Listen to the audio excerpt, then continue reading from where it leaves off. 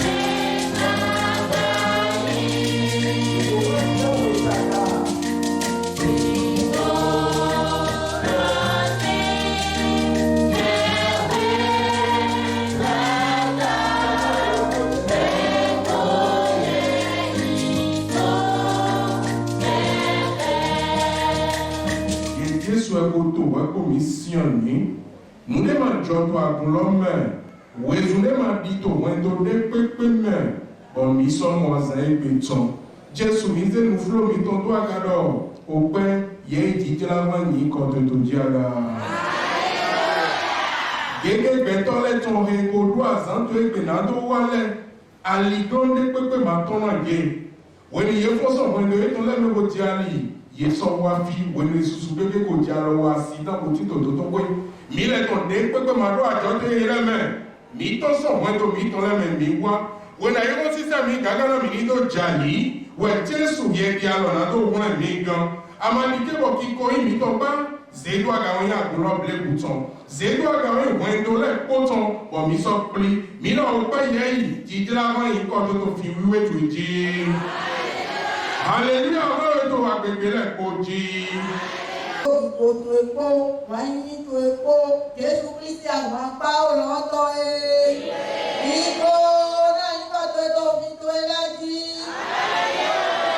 Iko na iko to agospel eleme.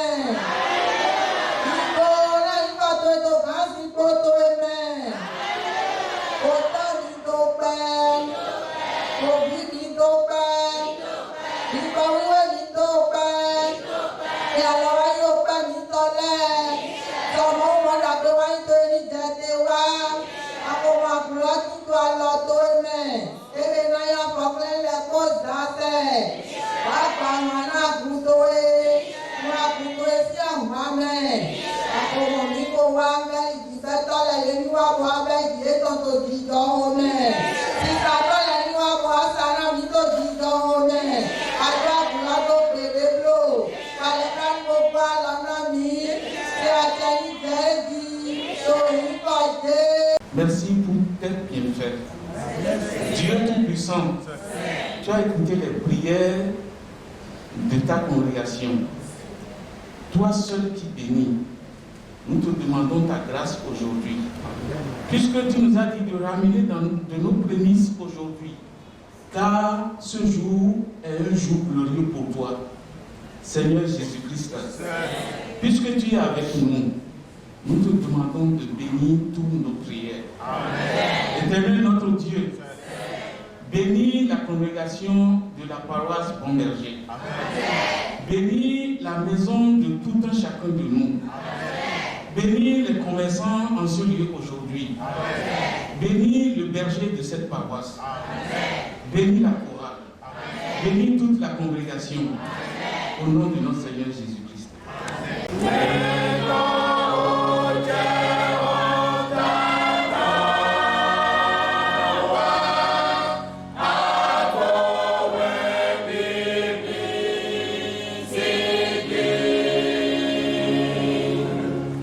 Yeah.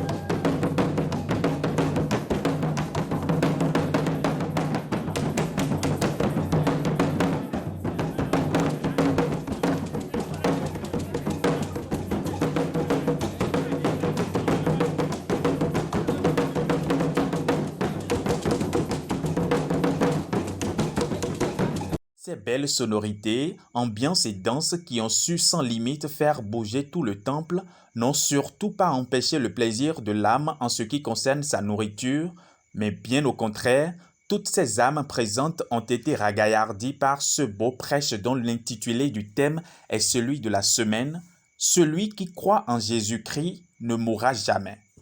Prêche répandu dans tout le temple par le vénérable suprême évangéliste Augustin Radagba, envoyé spécial du Saint-Siège. Suivons un extrait du contenu de son apostolat.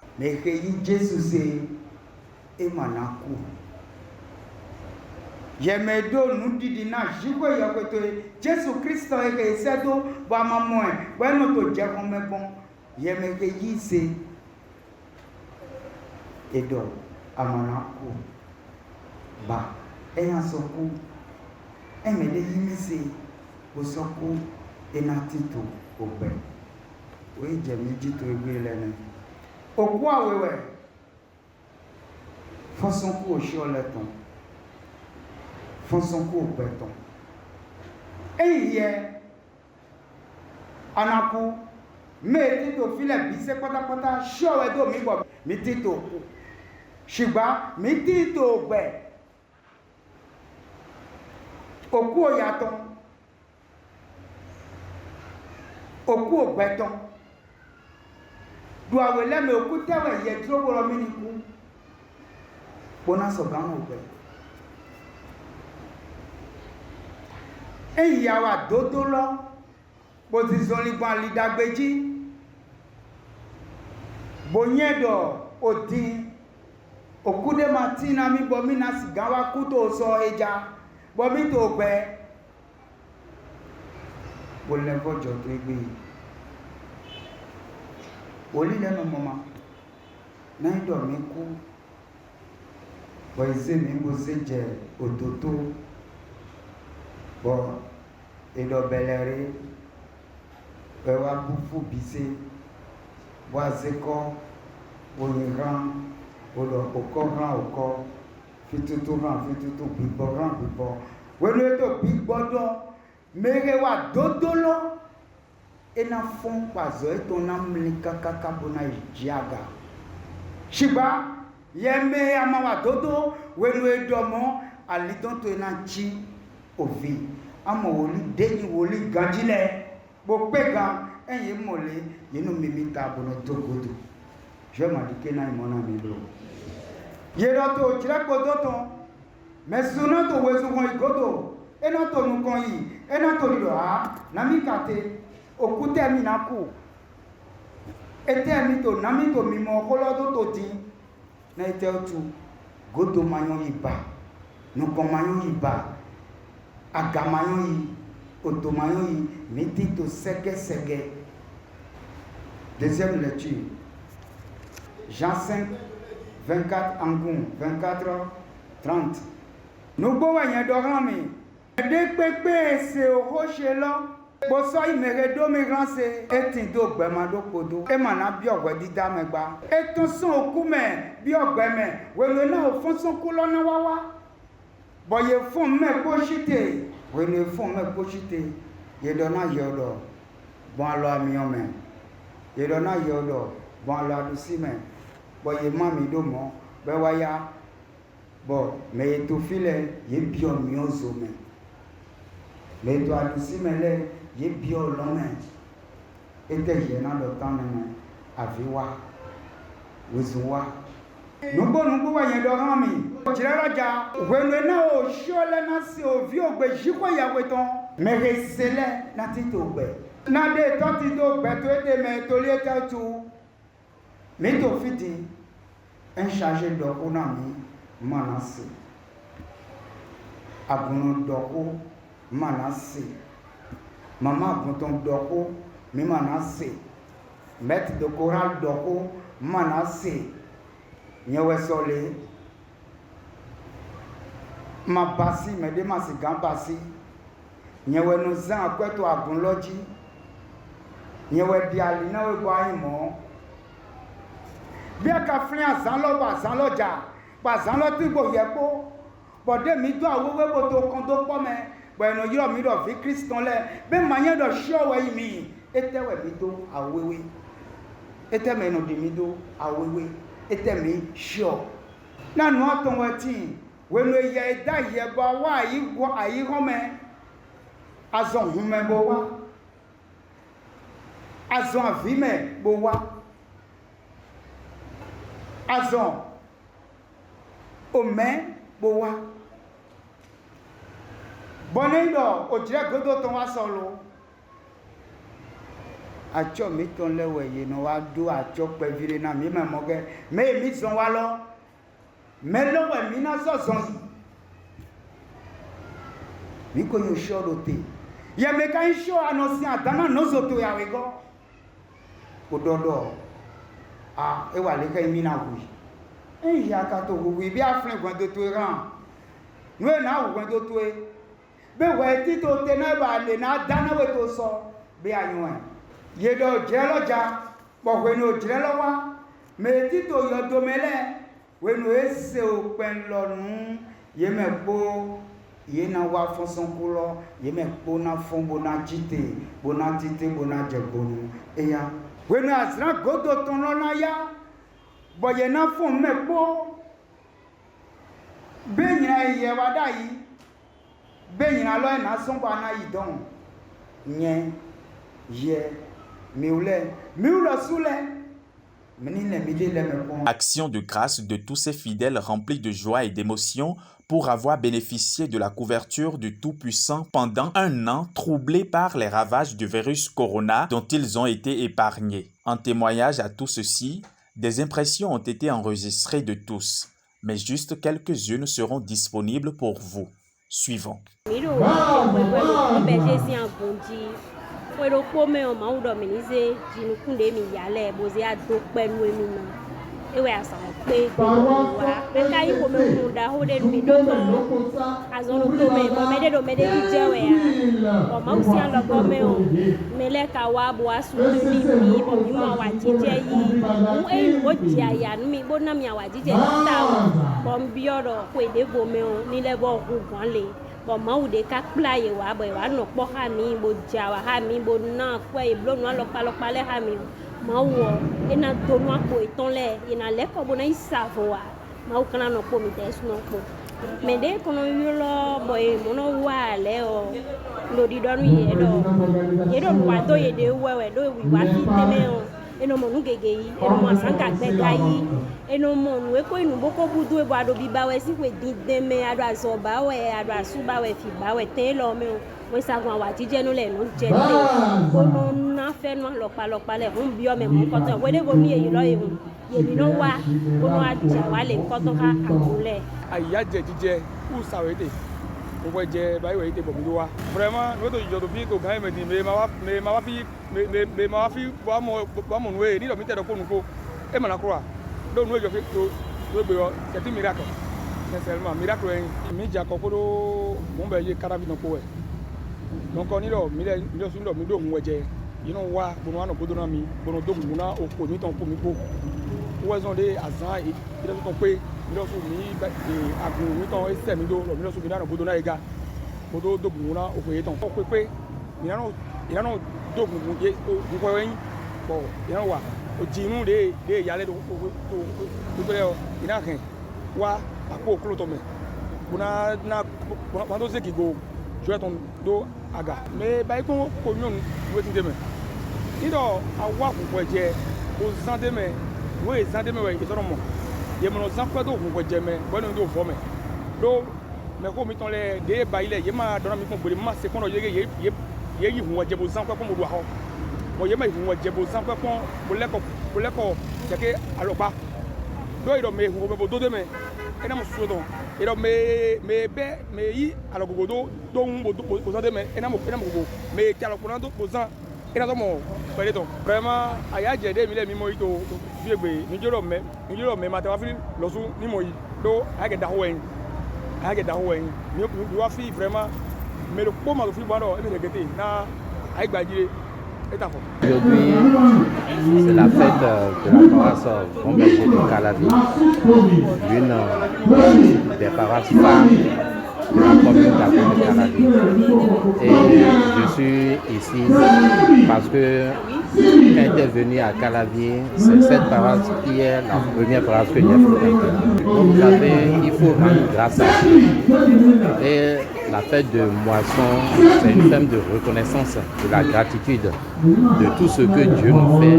Et chaque année, comme cela a été institué au sein de l'Église de l'Église céleste, il faut y participer pour que Dieu nous assiste davantage. Pour ceux qui ne taillent pas d'importance à cette fête, je leur exhorte à y participer parce qu'il y a beaucoup de grâce. Au cours de ces célébrations, il y a des anges qui descendent des cieux. Et au cours de ces fêtes, il y a beaucoup de dons, surtout des dons financiers que l'Éternel accorde à beaucoup de gens au sein de la paroisse. Donc, cette édition est une nouvelle édition avec les restrictions, tout ce qui se passe. Le comité d'organisation a su jouer la chose et la fête a eu lieu. DJ, nous avons des bon, nous avons bailli, nous avons sans godo. Ye bailli, soit godo est ton yéno mosusu. Mais on a DJ là, boy, nous t'avons bouillé. Why na wa blanc pondé no jo. Why na wa c'est grand et mon so. Ye ma c'est grand et man grand mon so. Et no today mi le wa file egbeti. Dona da ko e ko bi akpo tan. File de nwa egbeti mo aya ije da ko de yi. Bo si sen lo vivi tra la. Nu kunde mo le. Podo me wa fi e de po. Po ki gode mi mo po esupo. Aya ije mi to etufla. La fête de moisson, vulgairement comme on le dit, mais pour nous, particulièrement pour moi, c'est un jour pour rendre gloire à Dieu de tout ce qu'il nous a fait peut-être dans l'année. C'est un code que les gens n'ont pas encore saisi. Ceux qui ne savent pas ce que c'est que la fête de moisson, ou bien ceux qui n'aiment pas vivre ce moment, c'est une grâce. Et moi, n'importe quel endroit où je suis et j'entends, même si ce n'est pas ma paroisse, et j'ai un temps, j'y vais. On entend souvent de donner la dîme. Je donne un exemple. On dit la dîme. La dîme, c'est quoi?